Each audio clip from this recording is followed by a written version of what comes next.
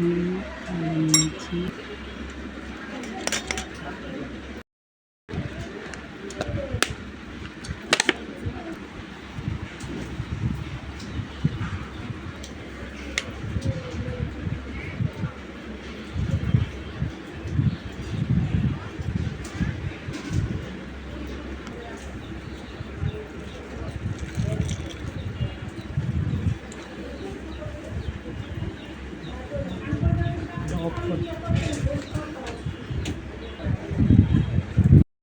আসসালামু আলাইকুম। আমার ফেসবুক পেজ বন্ধুরা সবাই আশা করি ভালো আছেন। আমি এখানে আলু সিদ্ধ করে নিয়েছি। এটা আমি একটা পরোটা বানাবো। এই পরোটা আপনারা বাচ্চাদেরকে সকালেও দিতে পারেন, বিকালে নাস্তার জন্য দিতে পারেন। আমি এখানে পেঁয়াজ কাঁচামরিচ দিচ্ছি।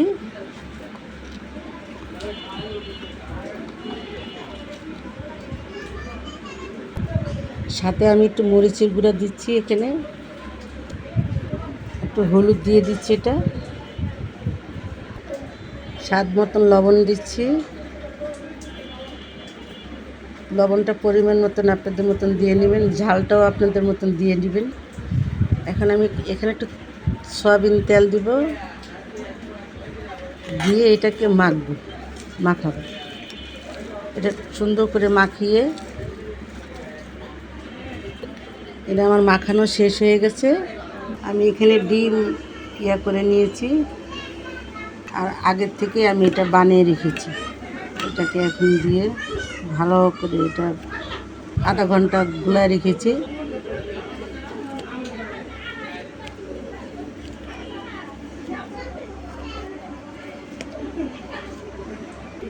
আমি এখন এটাকে এরকম করে নিয়ে এটাকে রুটি বানাবো।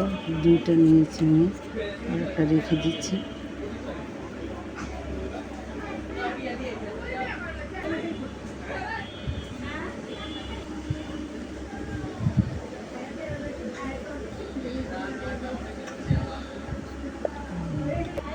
একটা বানিয়েছি, এখন এরকম করে আরেকটা বানাবো।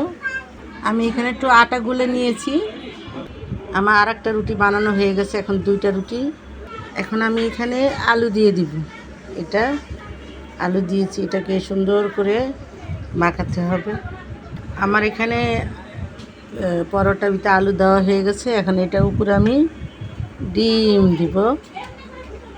এই আপনারা এভাবে দিয়ে নেবেন, একবার বানিয়ে খেয়ে দেখেন, এটা অনেক মজা। আমি এটা বানিয়ে ফেলেছি, এখন এটার এই চারপাশে এটা দিয়ে দিব। তারপরে আরেকটা রুটি এটার উপরে ঢেকে দিব। এটা এইভাবে না করলে রুটিটা ছুটে যাবে, সব বের হয়ে যাবে। রুটিটা দিয়ে দিচ্ছি।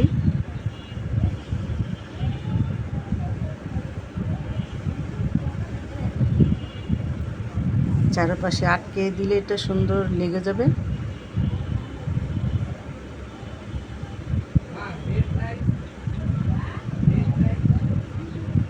এখন এটা আমার লাগানো শেষ, আমি চারপাশে লাগাই নিয়েছি। আর এটাকে আমি কেটে নিব।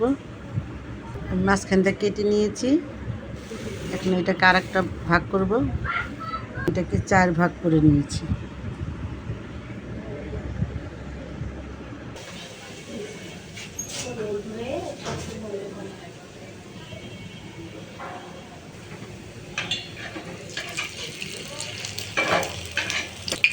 এটাকে এইভাবে ভাজতে হবে।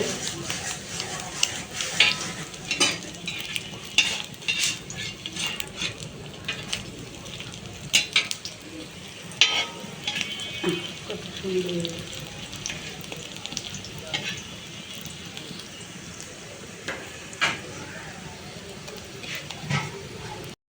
সুন্দর পরোটা হয়ে গেছে, দেখুন কত সুন্দর। আমি এখন একটা ভেঙে দেখাবো আপনাদেরকে। যে ভাঙলাম দেখুন কত সুন্দর এটা হয়েছে। আপনারা বাচ্চাদেরকে সকালেও দিতে পারবেন, বিকালে নাস্তা হিসাবে করতে পারবেন। প্লিজ আমার ফেসবুক পেজ আপনারা লাইক কমেন্ট শেয়ার করবেন। কেমন হয়েছে নাস্তাটা অবশ্যই ভালো লাগলে কমেন্ট করবেন। সাথে আমার ইউটিউব চ্যানেল কোহিনুরের রান্নাঘর, সেটাও সাবস্ক্রাইব করবেন। আপনাদের কাছে অনুরোধ রইল